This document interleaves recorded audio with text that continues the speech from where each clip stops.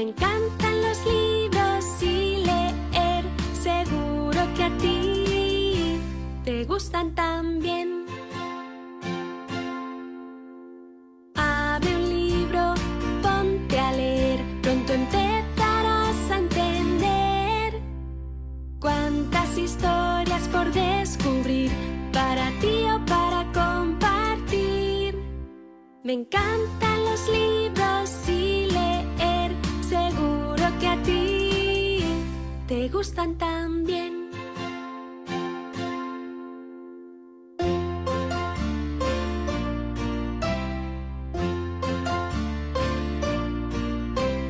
Ve a la biblioteca, ¡qué bien! O a la librería, también. Elige el que más te guste. Ahora sí, ¿cuántos libros hay para ti? Me encantan los libros y leer, seguro que a ti te gustan también.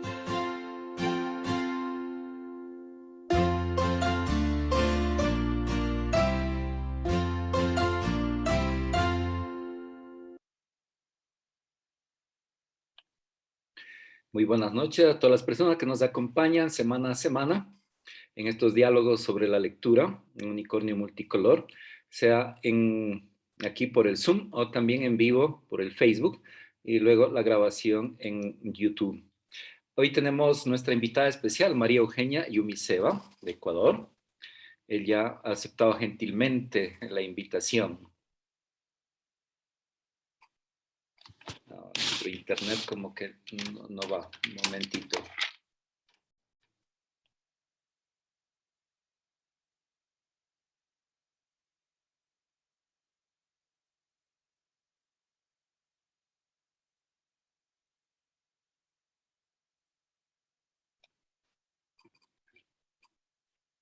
María Eugenia es docente universitario en la Facultad de Psicología y Educación en la Universidad de las Américas.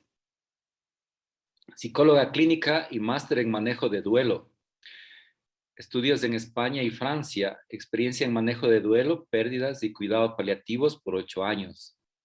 Motivada al acompañar a muchos niños con pérdidas, surge el deseo de escribir un cuento para el trabajo de duelo en niños, entendiendo que un proceso de duelo no es solo la muerte de un ser querido, sino todas las pérdidas que atravesamos, como pueden ser separaciones, divorcios, enfermedades terminales o degenerativas, cambios de país, escuela o domicilio, pérdida de un miembro del cuerpo o del trabajo o un negocio. Así que bienvenida, María Eugenia. Buenas noches, muchas gracias Jaime y a todas las personas que nos acompañan esta noche. Muchísimas gracias por la invitación. Entonces, pues el diálogo es la lectura. El objetivo es motivar a leer y ahora pues nuestra curiosidad es, María Eugenia, recordará en la infancia sus primeros pininos con la lectura, sus padres o algún maestro o maestra. Cuéntenos algún primer librito, algún primer cuento, algo que está grabado en usted. Sabe que recuerdo mucho que mi abuelo materno, él tenía muchísimos libros y muchísimos cuentos. Entonces recuerdo que a veces él tenía en la estantería los cuentos, colecciones, no me acuerdo el nombre de la colección, pero recuerdo a veces inmiscuirme, coger esos cuentos, leerlos. Y obviamente ya en la escuela, pues recuerdo que siempre me movilizó muchísimo el tema de la lectura de los cuentos, las que tenían las moralejas. Entonces siempre recuerdo mucho compartir esos momentos y sobre todo también con mi mamá. Mi mamá me leía mucho de estos cuentos que teníamos en la casa cuando era muy pequeñita. Qué bien. Siempre hay alguien que nos incentiva y nos motiva. En este caso, Ujú. los abuelitos. Muy bien. En la infancia, luego en la juventud, la adolescencia, algún recuerdo. A ver, en la adolescencia recuerdo mucho en el colegio que nos hacían leer varios textos, ¿no? Como de superación personal, recuerdo mucho los temas de Paulo Coelho, luego leí algunos textos de Isabel Allende y bueno, no se diga ya cuando Luego, igual en el colegio, pues textos de psicología, porque tengo una materia de psicología.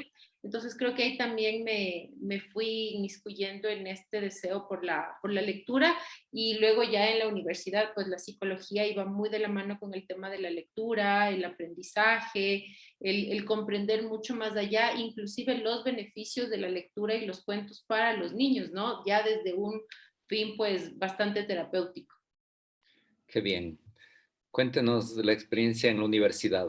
Además de la lectura pues obligatoria por el estudio, sí, algunas historias o de literatura, algún libro en especial. A ver, de la literatura, recuerdo mucho, como le digo, los textos de Isabel Allende, ¿sí? Y la forma como ella utilizaba pues la literatura para llegar a través de sus historias. Tiene un cuento que habla mucho en relación a la pérdida y la muerte, que creo que fue otra cosa que me hizo envolverme mucho en el tema de los textos, al tema de las pérdidas, ¿no? Entonces creo que eso me impactó mucho. Creo que igual algunos textos en la adolescencia también como de Paulo Coelho, que me llegaron mucho.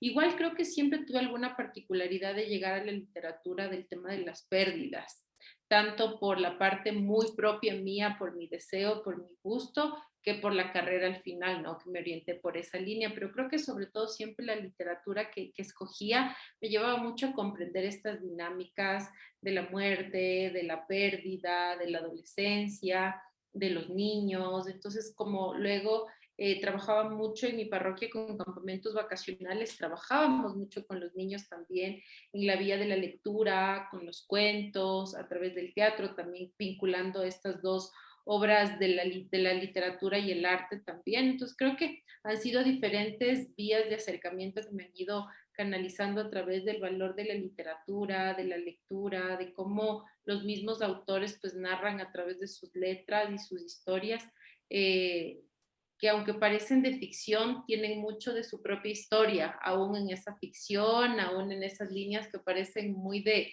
no creer, pero sí, ¿no? Cómo personificar, cómo... Yo siempre me cuestionaba cuando leía el autor con cuál personaje se identificará. Era algo que yo me cuestionaba mucho, ¿no? Como cuál será esa identificación que el autor guardaba con alguno de los personajes de las historias. Eso comentan, ¿no? Los entendidos, que en las historias, en las narraciones, siempre hay algo de autobiográfico. Ciertamente, Totalmente. ciertamente hasta los sueños, ¿no? En los sueños dicen que hay algo de la realidad que escape, que parta la chispita para los sueños. Sí, totalmente. Desde el trabajo psicoanalítico, que es el que yo hago, pues los sueños son esas movilizaciones inconscientes que se quedan atrapadas y que es más fácil canalizarlas en el sueño. Entonces, y que se manifiestan en esa vía y que son nuestras propias cosas. Siempre les digo a los pacientes que no hay que interpretarlo tan literal el sueño, sino que hay que tener cuidado cómo se interpretan los sueños. Claro. Es interesante eso de el Ujú. sueño y los sueños. El sueño y los sueños, exactamente. Porque también, por analogía, hablamos de los ideales de vida, los tratamos como los sueños, ¿no? Nuestras expectativas, por supuesto, que es bien particular, ¿no? Una frasecita que me ha acompañado, que ¿qué es la vida? La vida es la realización de un sueño de juventud. Que cada joven tenga grandes sueños para que los haga realidad. Así que, María Ujú. Eugenia, cuéntenos sus sueños de niña, de adolescente, en la juventud, ¿cuáles eran sus sueños? A Y ver, mis sueños, ¿cuáles fueron? Creo que mi sueño siempre estuvo en viajar. Creo que siempre tuve la expectativa y tengo la expectativa de casarme y tener hijos. Creo que siempre ser mamá ha sido algo que me ha conectado mucho a lo largo de la vida. Creo que desde siempre, ¿no? No solamente en la adultez. Ahora creo que en la niñez siempre fue ese anhelo. Creo que ya cuando uno va madurando a lo largo de la vida, obviamente se hace como más fuerte ese anhelo y ese deseo. Y después creo que el tema con mi carrera, creo que siempre estuve entre estudiar medicina, gastronomía o psicología. Creo que siempre fueron las tres carreras que me movían mucho. Y bueno, y luego logré graduarme de psicóloga, entonces fue uno de los primeros sueños cumplidos. Creo que luego otro sueño importante como era viajar, poder vivir en Europa y tuve la oportunidad de estar viviendo fuera un tiempo, entonces también fue otro sueño cumplido. Y creo que luego el trabajo que hago ahora, siempre quise poder crear algo que deje algo huella en otro. Entonces creo que el tema de haber creado un cuento para niños fue materializar otro sueño, para que de esa manera poder dejar, es como llegar una parte de lo que yo quisiera compartirlo a mucha gente que tal vez ni siquiera voy a conocer, que seguramente le va a llegar algo de eso, algo de lo que conozco, algo de lo que quiero compartir con el mundo. Entonces creo que han sido sueños. Creo que un sueño ya a largo plazo, como le decía, es poder ser mamá. Me encantaría poder estructurar, estoy en eso, como un centro muy grande aquí en Ecuador de poder acompañar el tema de las pérdidas y prevención de suicidio. Creo que eso es otra cosa que es un sueño muy grande. Y bueno, y ya veremos qué nos va deparando la vida a lo largo de esos sueños, que a veces un sueño se conecta con otros y se vuelven otros, ¿no? Entonces mandamos un me gusta y un me encanta para que esos sueños se hagan realidad. Gracias, Jaime. Bien, entonces aquí pues pasemos a esa creación que ha tenido, ¿no? Al escribir este cuento para ayudar a elaborar las pérdidas. Adelante, cuéntenos lo que usted desee, en el A orden ver, que quiera y como usted quiera. perfecto, Jaime. Solo le digo, está Carmen alzándonos la manito. No sé si le podemos dar la palabra. Creo que tiene Claro, tal vez alguna pregunta. adelante, Carmen, Carmen. Buenas noches, Carmen. Ahí tiene la mano levantada. Voy a activar su micrófono.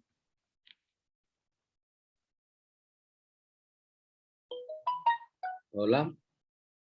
creo que todavía no logra activar su audio, me parece, Carmen. Bueno, esperemos un momentito que apenas pueda nos haga saber su inquietud o su pregunta. Pero bueno, les cuento un poco, les voy a presentar. Es mi libro, sí, que está aquí. El cuento se llama Cuando Trumpy se fue para siempre, ¿sí? Al trabajar tantos años el tema de la pérdida, trabajé alrededor de 7 años en un cementerio con un parque santo y ahí pude palpar mucho cómo los niños transitaban la pérdida y la ausencia de material en nuestro país que hay para abordar estas temáticas. Creo que nuestra cultura, la sociedad nos expone a una realidad donde, y el mundo entero creo, que qué difícil es hablar de la muerte con los niños, qué difícil es imaginar que uno de nosotros va a dejar de estar. Eh, hay estas creencias de que los papás se van primero que los hijos y es una creencia y nos crían con esa idea de que son los padres los que se van a ir primero y luego los hijos. Por eso es que se vive tanta frustración también cuando los padres pierden a los hijos, ¿no? Porque hay el tema de la creencia, el tema de cómo nosotros especulamos y concebimos la vida y no siempre las cosas salen como uno pues le espera. Entonces, al ir trabajando todas estas miradas, decido crear este cuento. Obviamente ha sido el trabajo de varias personas que están detrás de este cuento. Está mi socia, que es la doctora también Natalie Ron. Están las personas que hicieron las ilustraciones, que fue un amigo que igual tuvo una pérdida muy importante, que se llama Gabriel Carpio, y la agencia de publicidad, que es Bendita Publicidad. Y está detrás también la persona que hizo la impresión del cuento. Entonces creo que todo el equipo somos quienes hemos permitido materializar esta obra que habla mucho de la pérdida. No les voy a spoilear la historia, solo voy a hacer una narración chiquitita para quienes quieran, pues con mucho gusto lo pueden adquirir. Y justamente es un cuento terapéutico porque habla de las vivencias y las emociones que viven los niños y que a veces los adultos se asustan cuando ven un niño transitar por la pérdida. A veces el adulto tiene esta mirada y esta creencia de que el niño tiene que estar feliz siempre. Y es difícil visualizar un niño triste o un niño enojado, que es bien particular. Si el niño se enoja, dicen que es malcriado. Pero si el adulto se enoja o el papá se enoja, mijito, espérate que al papá se le pase. Entonces a veces es como irnos encontrando con estas miradas y estos reconocimientos de comprender las emociones de los niños, que eso se trabaja en el cuento. Se trabaja también la vivencia de cómo los papás pueden acompañar a los niños, o no solo los papás, sino quienes hagan de cuidadores para acompañar a estos niños. Y en la parte final, pues tiene algunas recomendaciones para padres y maestros de cómo transitar y cómo acompañar a los niños del duelo, ¿no? Entonces me voy a permitir mostrarles así brevemente la página que habla mucho para los padres y maestros, ¿sí? Entonces, mire que son páginas con varias recomendaciones para los padres, para los maestros, de cómo transitar y cómo acompañar la pérdida en el niño. Y tiene una página, pues, para que nuestros niños puedan dibujar a esa mascotita que perdieron, justo en la parte de aquí, ¿no? Porque a veces pasa eso, el niño, sabemos que el niño tiene mucho en los primeros años lo que se llama pensamiento concreto, es decir, necesita tocar, necesita sentir, por eso el niño necesita dibujar a veces lo que siente en su pérdida, en sus emociones, para ayudarle a gestionar. El adulto a veces no necesariamente necesitamos ponerlo en algo concreto porque ya tenemos un pensamiento abstracto. Entonces, por eso surge como muy pensado el cuento en ir acompañando todas las necesidades de los niños, todas las situaciones particulares que viven ellos y entendiendo que los procesos de duelo no son lineales, sino que tienen subidas y bajadas, momentos de enojo, momentos de tristeza, momentos de dolor, inclusive momentos de alegría, porque la gente piensa que el proceso de duelo uno está triste todo el tiempo. Y sí, efectivamente, la tristeza la lleva, pero eso no nos limita de que a veces vamos a poder sonreír o que vamos a poder disfrutar de un momento de familia. Entonces, con todas con todos estos recursos que los he ido adquiriendo gracias a mis niños, a mis pacientes, a los papás, es que me he permitido crear esta obra y que está dedicada para todos ellos y que en especial, pues, le cuento, Jaime, que está dedicada también a mi perrita, ¿sí? Que es Trompis, que es la perrita, es una cocker que sale en el cuento, que es igualita como la ve ahí en el cuento, ¿no? Entonces, ella todavía tengo la dicha de que me acompaña. Creo que ella ha sido mi compañera de vida en mis buenos y en no tan buenos momentos. Y fue una manera de hacerle un homenaje a ella también. Y justo me voy a permitir, si usted y las personas me lo permiten. Adelante, adelante. Quiero leerles una frase con la que cierro mi cuento, que está dedicado para esas mascotitas que están en nuestro entorno. Y les he puesto, los perros vienen a nuestras vidas para enseñarnos sobre el amor. Se van para enseñarnos sobre la pérdida. Un perro nunca reemplaza un perro viejo. Simplemente nos enseña a expandir el corazón. Es de Erika Young. Entonces, esta es una frase súper bonita que la puse porque creo que es eso. Las mascotas también tienen una particularidad emocional. Yo pensaba, ¿cuántos niños se sienten a veces más acompañados por sus mascotas cuando transitan una pérdida porque los papás también están muy afectados? Entonces son sus compañeros. Cuántas mascotitas a veces los niños pierden y el adulto a veces minimiza la realidad de esa pérdida, como que perdieron una mascotita y ya mañana le traemos otra y tenga. Entonces, es también darle un sentido a que también los niños necesitan procesar la pérdida. Y aunque usted no lo cree, he tenido un par de adultos que me dicen, yo me voy a llevar para dibujar a mi mascota de la infancia que no la pude elaborar la pérdida, ¿no? Entonces, creo que ha sido un recorrido y un camino muy bonito y que obviamente siempre que tengo estos espacios agradezco a todo el equipo que me ha acompañado en este recorrido. Ahora que comenta esto, ¿no? De que uno en la infancia no ha elaborado la pérdida, viene a mi memoria que de niño pequeño, pues sí, un hermanito mayor con 3 años, Juanito, era muy aficionado a los perros. Uh-huh. Ya, pues él tenía el librito para entrenar a los perros y todo. Pero los perritos, el perrito pues desaparecía y no volvía. Entonces salíamos en la noche a esperarlo a la esquina, a buscarlo y no regresaba. Y ya de jóvenes ahí recién nos avisaron, papá, los hermanos mayores avisaron que le había atropellado un carro por el motivo por el cual no regresaba. Pero de pequeños no nos avisaron que había muerto, entonces uno vivía con la ilusión de que en Que cualquier momento vuelvo. regresa. Claro, qué difícil también, ¿no, Jaime, para usted? Y creo que esos son a veces los fallos inintencionales que hacen los adultos. Imagínese dejarle a un niño con la expectativa de que su mascota va a volver y que no vuelva. Y qué oportuno hubiese sido decirle la verdad y usted poder transitar su duelo más real. Y mire, eso se conecta mucho y hago la relación por ejemplo, con aquellas madres o aquellos padres pues, que han tenido pérdidas y no han encontrado los cuerpos de sus hijos y están con esa expectativa de qué pasó. ¿Están vivos? ¿Les pasó algo? ¿Fallecieron? ¿No fallecieron? Entonces, realmente el tema de las pérdidas y poder darle un lugar y un real a la pérdida es súper importante y súper necesario, Jaime. Bueno, yo no era muy aficionado a los perritos, a las mascotas, era mi hermano que decía, mi hermano. Entonces él razonaba y decía, a lo mejor perdió la memoria, a lo mejor Oh, se olvidó de dónde está la la casa, no puede dirección. regresar. Entonces, sí, ahora viene a la memoria esto, ¿no? Tan importante elaborar las pérdidas.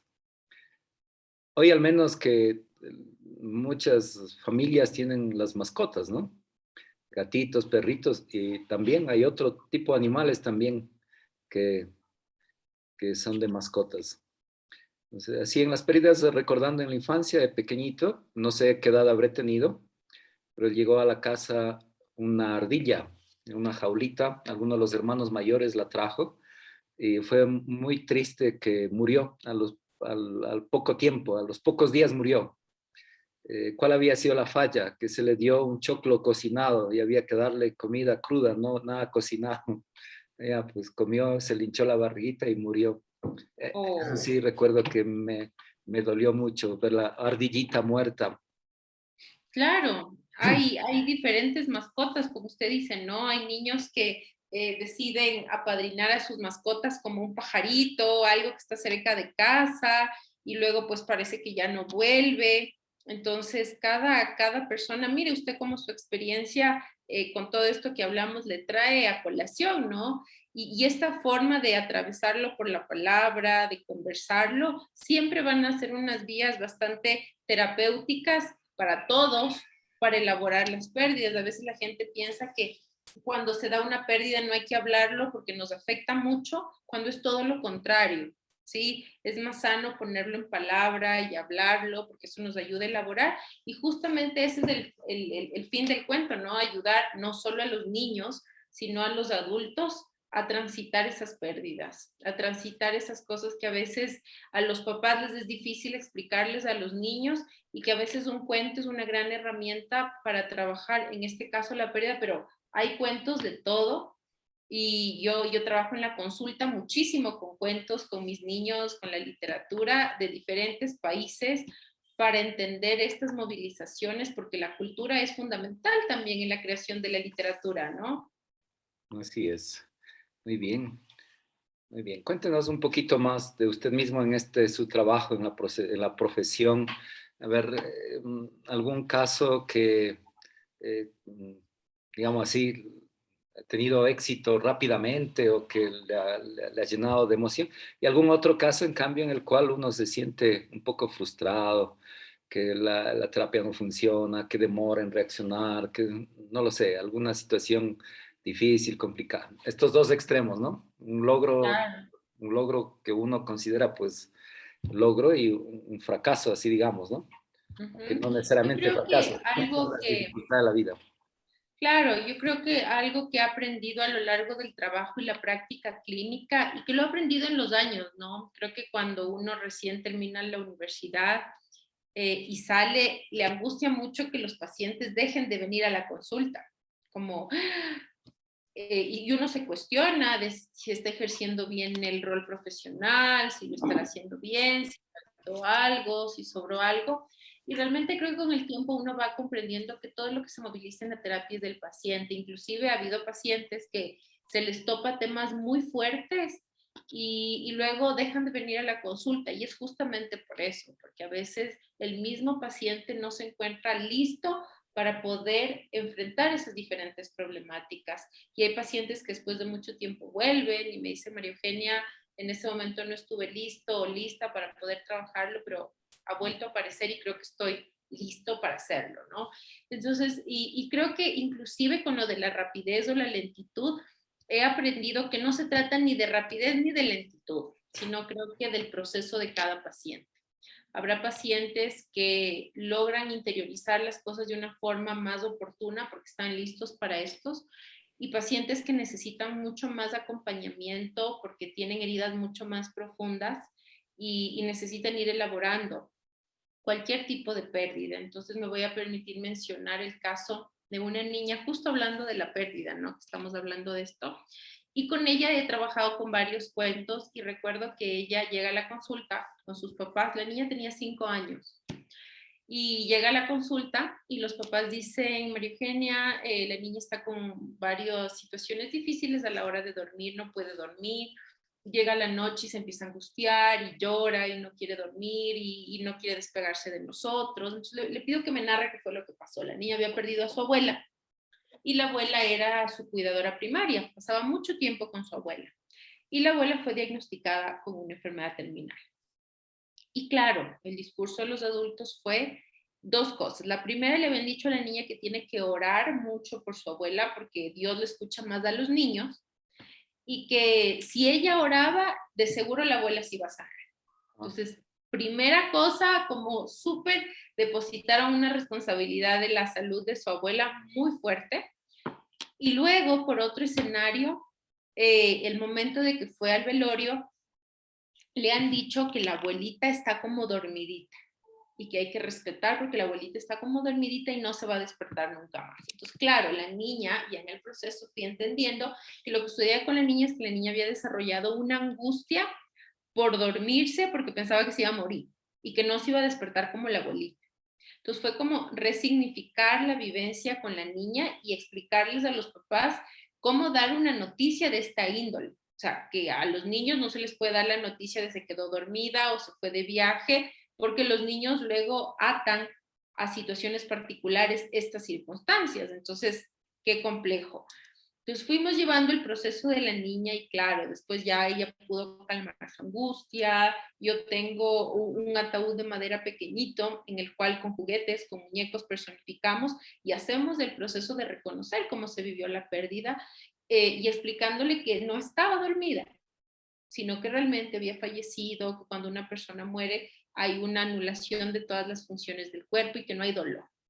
Entonces, eso como que le ayudó a calmar a la niña. Trabajamos con mucha literatura de cuentos de pérdida y cuando empecé porque este fue uno de los primeros casos y ese fue uno de los casos que me hizo cuestionar que no había mucha literatura acá, porque yo buscaba material para trabajar con mis niños y no había aquí en Ecuador. Entonces, cuando empiezo a viajar, empiezo a conseguir literatura en otros países, en Inglaterra, en España, conseguí uno en Escocia, en Estados Unidos. Entonces, comienzo a traer material para el trabajo con mis niños y empiezo a ver que hay una ausencia de material para trabajo de duelo en nuestro país. Entonces, con eso surge también este cuento. Entonces, creo que ese fue un caso que me emocionó mucho y creo que he tenido varios casos en los que a veces no necesariamente es el paciente el que suspende la terapia, sino la familia o por temas económicos también. Entonces, tuve varios casos con enfermedades degenerativas que eran pacientes que estaban cuadraplégicos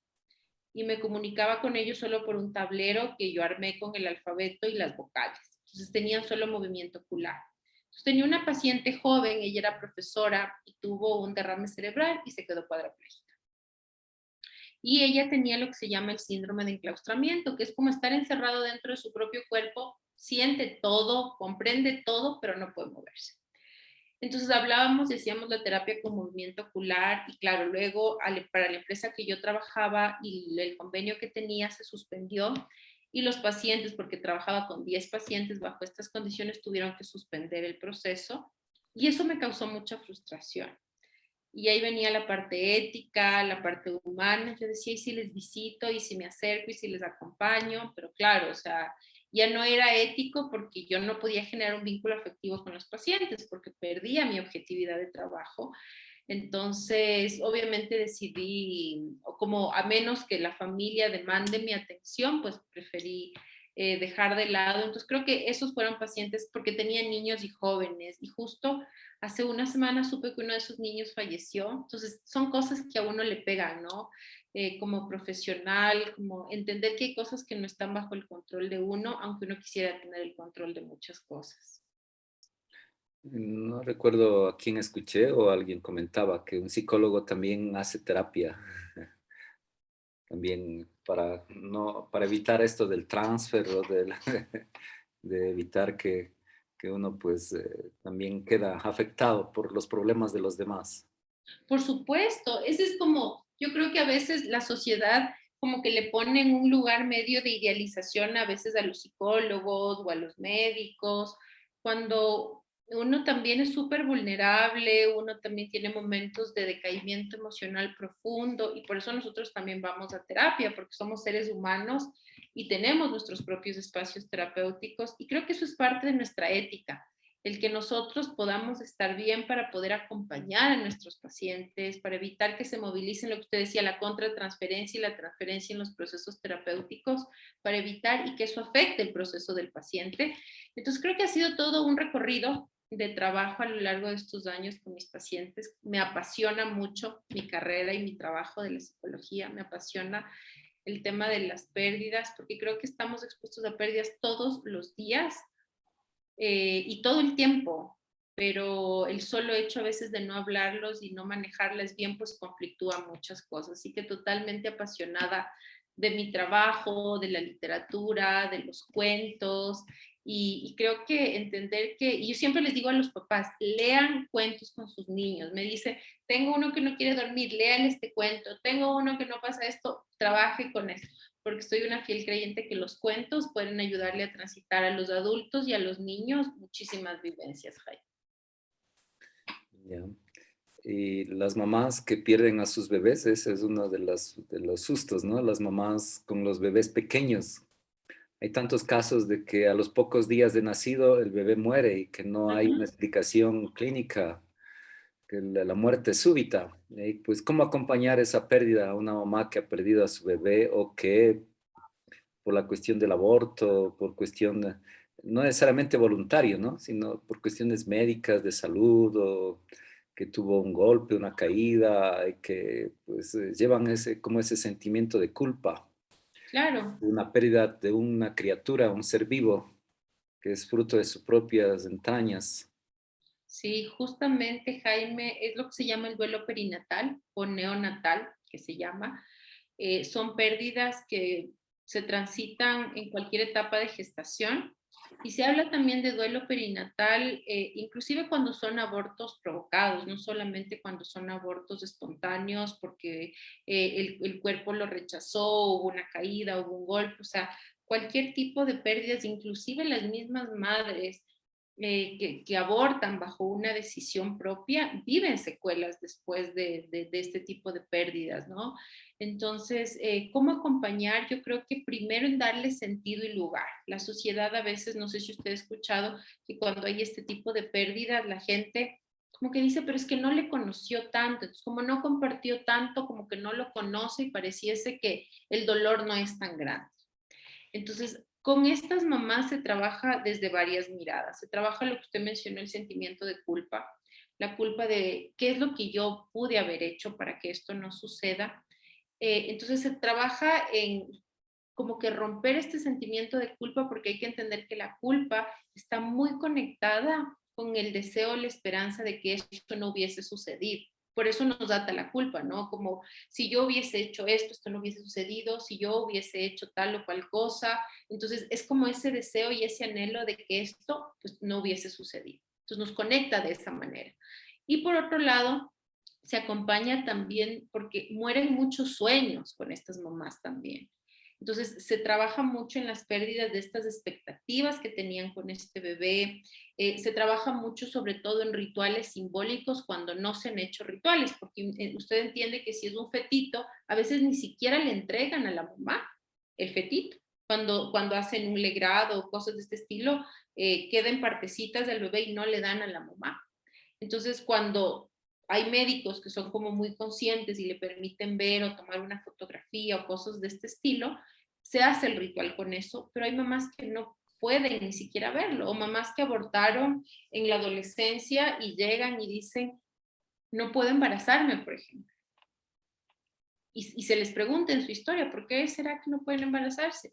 Y llegamos a comprender que tal vez hubo un aborto y el sentimiento de culpa tan grande por haber abortado en un primer momento bloquea el cuerpo, como no merecer volver a ser mamá. Entonces, se trabaja en hacer estos rituales simbólicos que puede ser con una ropita de un bebé, con unos globos, con una fotografía, con ponerle un nombre, sin importar si era niño o niña, porque a veces no sabemos del sexo.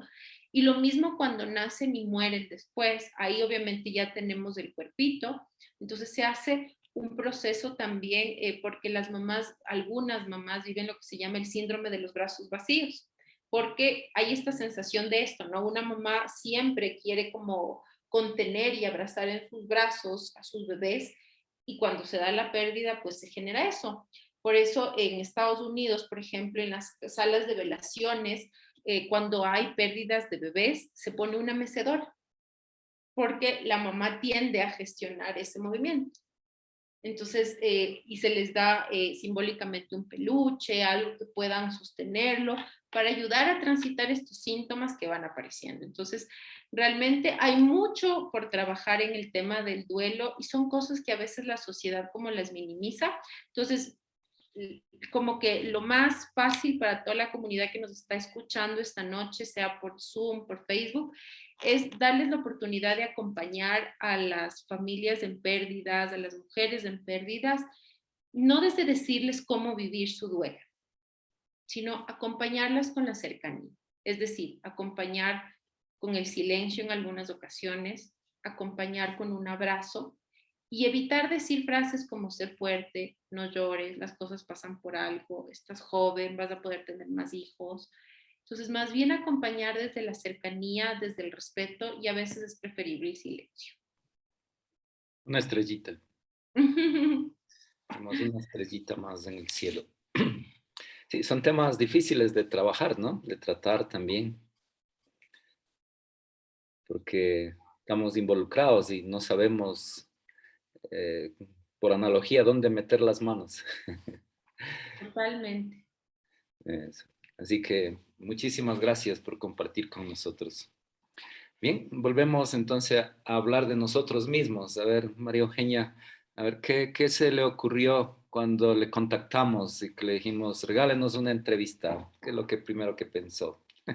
O sea, sabía por el tema, obviamente, de Unicornio Multicolor. Pilar me había hablado de ustedes, del tema de los clubes de literatura, como ella está tan inmersa en el tema de la lectura. Entonces yo dije, voy a poder hablar del cuento, voy a poder hablar de la literatura, voy a poder hablar de cuentos, voy a poder hacer llegar esta historia tal vez a más niños. Por eso le decía, si en algún momento pues en su club de literatura podemos reunirnos a leerlo el cuento, pues encantada, porque Muchas creo que gracias. son vías importantes. Entonces creo que siempre el poder compartir algo que uno sabe, a mí me emociona mucho. Entonces es como poder transmitir un poquito de lo que sé en un espacio como este, a mí me emociona mucho realmente. Muchas gracias por haber aceptado enseguida, con mucho gusto. Aquí leemos los mensajes que van llegando, sea por el Zoom, ahí tenemos Gladys Fabiola, comenta también la pérdida, ¿no? Que está, también cuando los padres se divorcian, como bien lo comentamos al inicio, ¿no?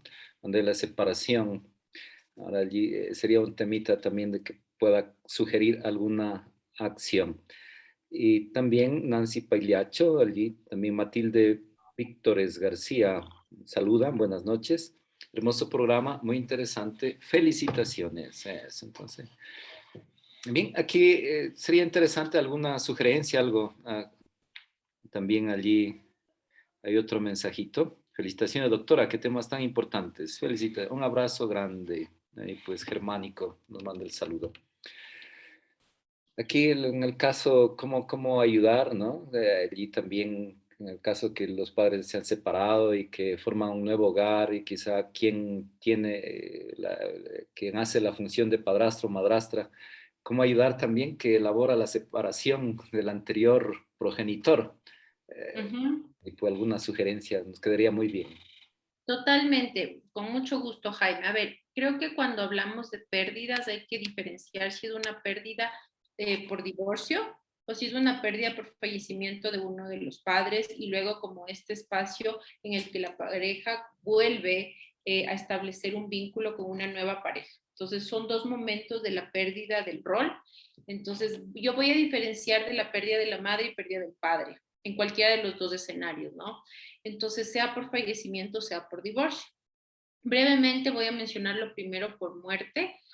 porque obviamente por muerte se trabaja mucho primero en reconocer que nadie va a ocupar ese lugar, tanto en muerte como en divorcio. Es decir, si se separa y el niño se queda con papá o se queda con mamá, nadie va a ocupar el lugar del otro. Entonces, esa es una de las primeras cosas que hay que entenderlo. Y esto que voy a decir es súper importante, sea por divorcio o por fallecimiento, no solo el niño, sino también los padres. Porque pasa, no sé si usted ha escuchado que a veces las mamás o los papás dicen, me ha tocado ser padre y madre, como asumir el rol de ambos y qué difícil. Entonces yo cuando vienen los papás a terapia les digo, solo asuma su rol, no asuma otro rol, porque esto nos pasa como cuando queremos hacer dos cosas a la vez y no hacemos bien ninguna, porque estamos intentando hacer bien las dos y no hacemos bien ninguna, igualito en el tema de la pérdida.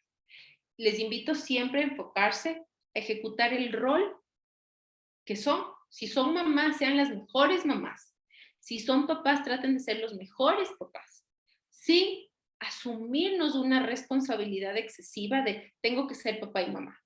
Porque eso es, por eso a veces se cuestiona si el papá era el que castigaba o si la mamá era la que castigaba, porque a veces pasa en nuestros hogares que uno es del duro y otro del no. Entonces, ahí yo siempre les invito a los papás a pensar que los dos tienen que compaginar, los dos deben poner límites, justamente para que si surge una separación, una pérdida, no genere esta angustia de, ¿y ahora quién va a poner límites? Ahora yo era la buena y me toca ser la mala también, o antes yo era el malo y ahora me toca también aprender a ser bueno.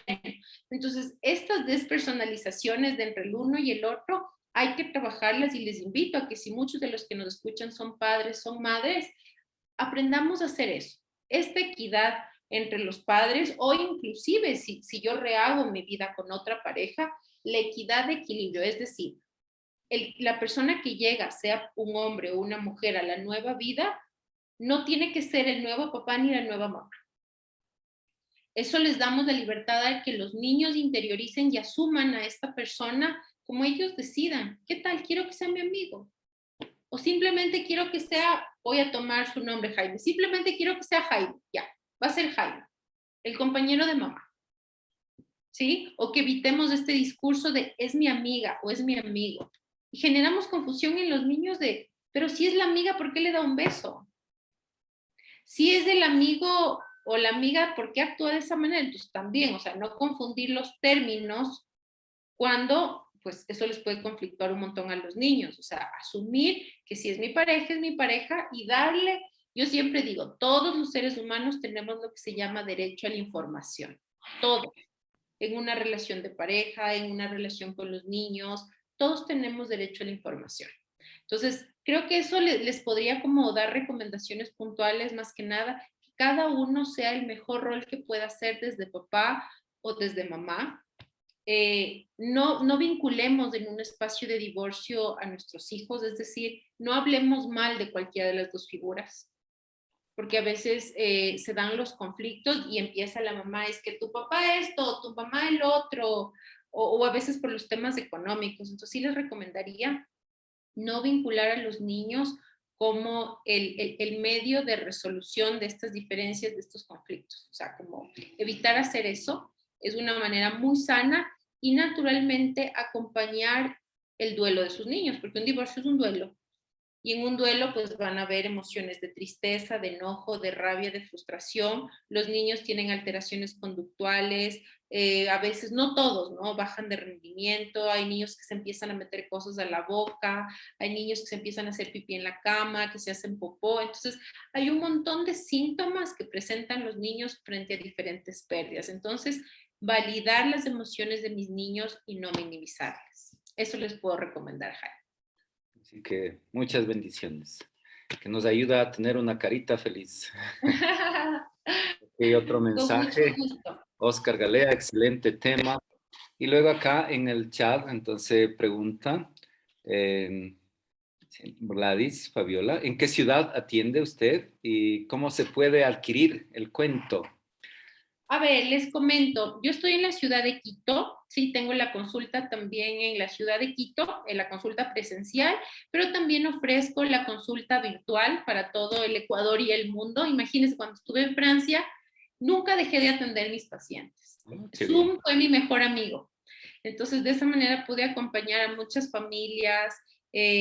Trabajo mucho también con muchachos y adultos que tienen intentos autolíticos, es decir, que han tenido ideaciones o intentos de suicidio, y familias que perdieron a sus seres queridos en condición de suicidio. Entonces, tenemos nuestro centro acá en la ciudad de Quito. Estamos por abrir, yo espero que para la segunda semana de septiembre, nuestro primer grupo de apoyo para personas que han perdido a seres queridos, virtual y presencial. Entonces, también pueden revisar en mis redes Lirium UIO o en mi página de Facebook, está toda la información también, con mucho gusto, y pues encantada para servirles a todos, Jaime.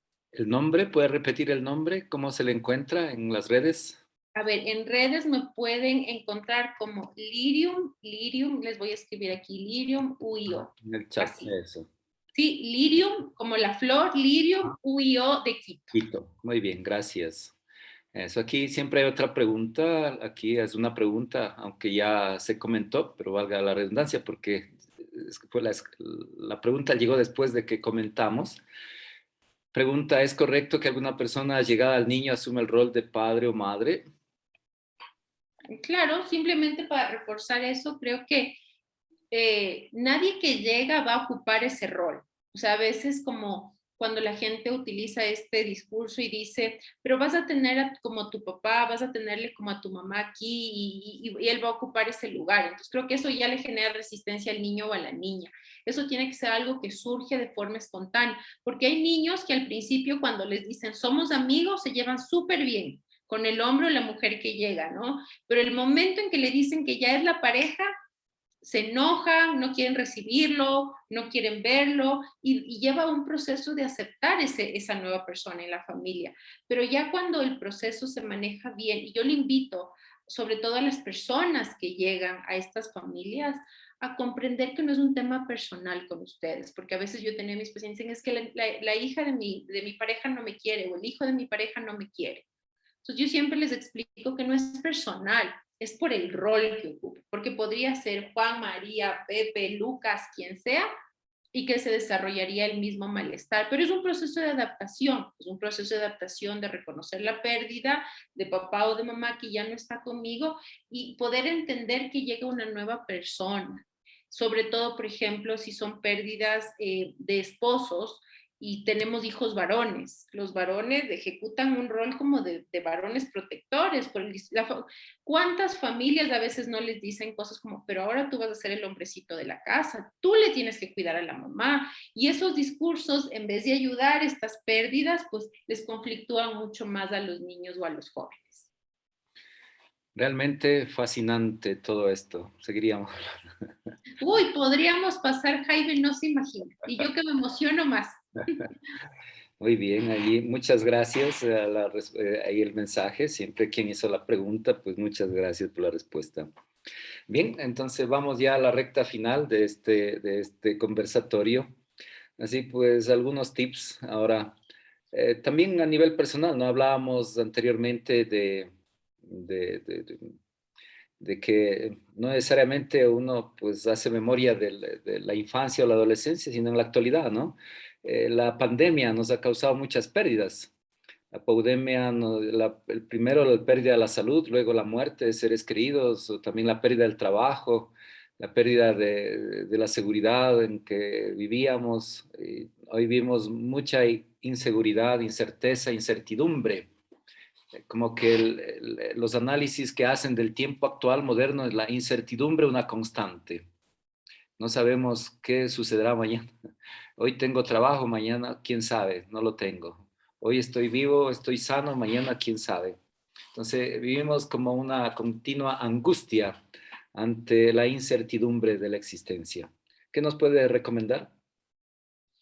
A ver, Jaime, yo hace tiempo, cuando tuve que hablar de esta temática en alguna conferencia con un grupo, les decía que cuando un niño nace o cuando nosotros nacimos, y le hago a usted la pregunta, Jaime, ahora, cuando un bebé nace, ¿cuál es la única certeza que tiene? Eso ya lo dice la filosofía. Cuando uno nace, la única certeza es que vamos a morir. Exactamente. No sabemos dónde vamos a estudiar, no sabemos si vamos a crecer, qué profesión vamos a adquirir, si nos vamos a casar, si vamos a tener hijos. si vamos a viajar, si no, realmente no sabemos nada. Entonces, yo creo que la pandemia fue muy dura a nivel mundial, pero si usted me permite, yo creo que nos hizo más conscientes de lo efímero de la existencia. Y creo que también, de alguna manera, nos permitió entender que somos efímeros y que estamos expuestos a la pérdida y por ende valorar más las cosas que nosotros tenemos. Porque antes como que dábamos por sentado, como que si veíamos un niño dábamos por sentado que iba a vivir muchos años.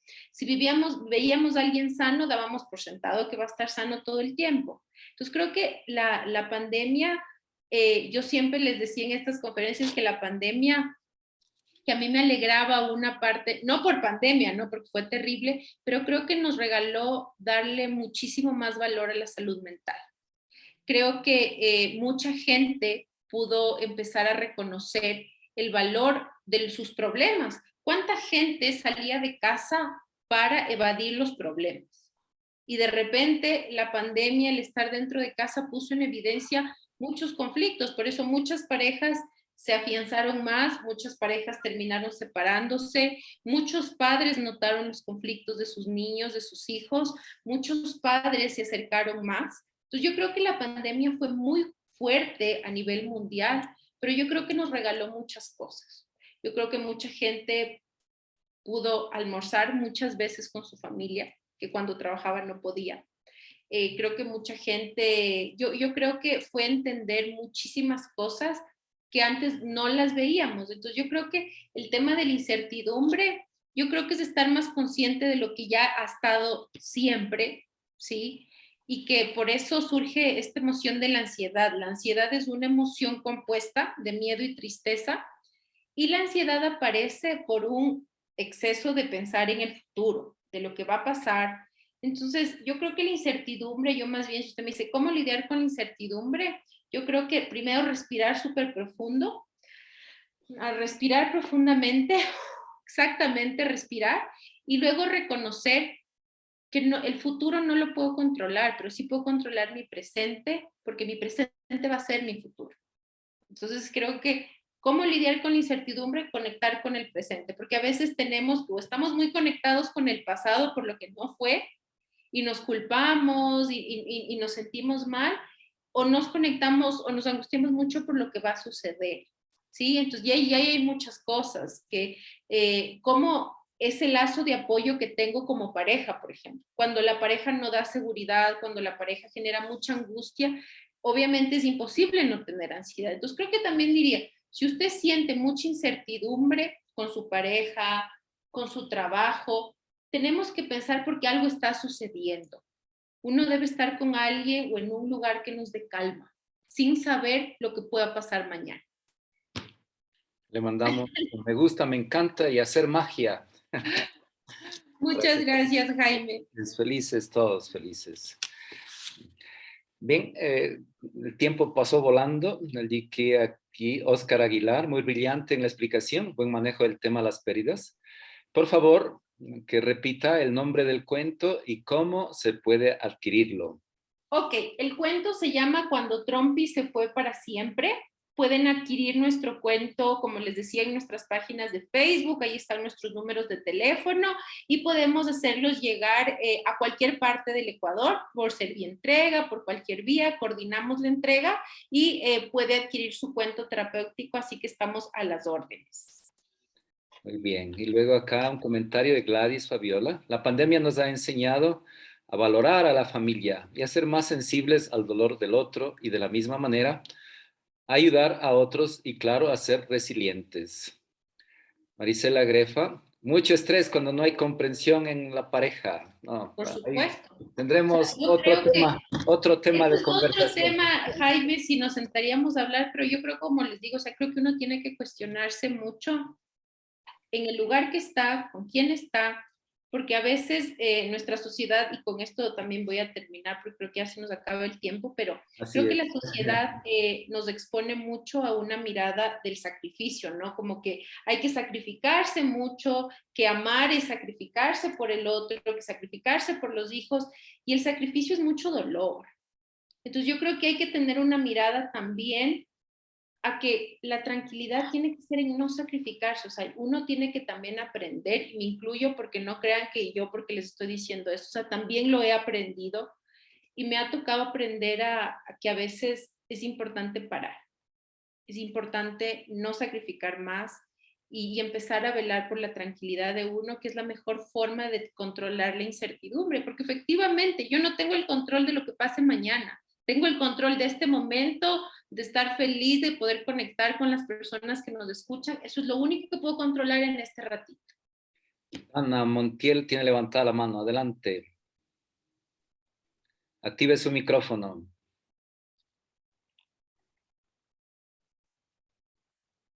Dana. ¿No? A lo mejor solamente ponía el pulgar de aprobación. Excelente temática, excelente profesional y excelente conducción de parte suya. Un abrazo y muchas gracias. Con mucho gusto. Bien, entonces acá también Milton Otavalo nos manda aquí un saludo, agradecido por la exposición.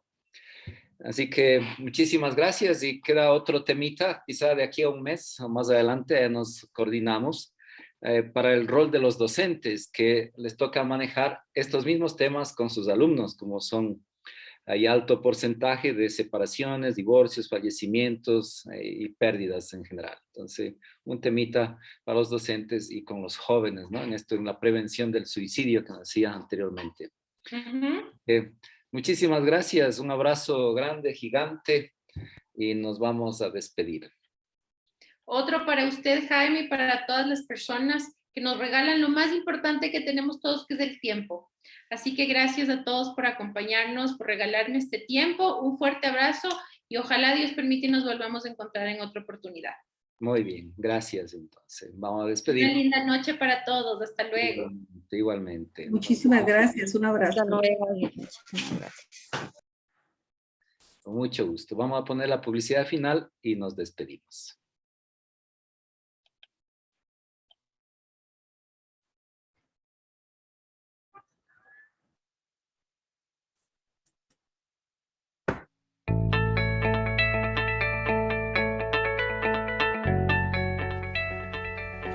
Unicornio Multicolor se dedica a la promoción de lectura y talleres de lectura. Promueve al lector a continuar enganchado con el mágico mundo que los libros nos ofrecen. Unicornio Multicolor. Animar a nuestros hijos a leer desde pequeñitos es muy importante para que cuando crezcan tengan interés por la lectura. No se trata de enseñarles a leer desde bebés, sino que descubran el fascinante mundo de los libros. Unicornio Multicolor.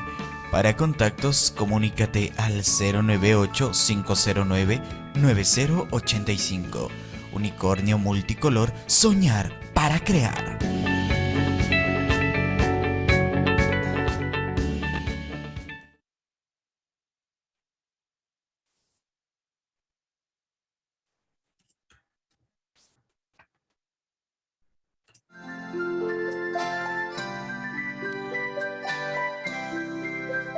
Colorín colorado, este cuento se ha acabado. Otro día volveremos con historias para ti.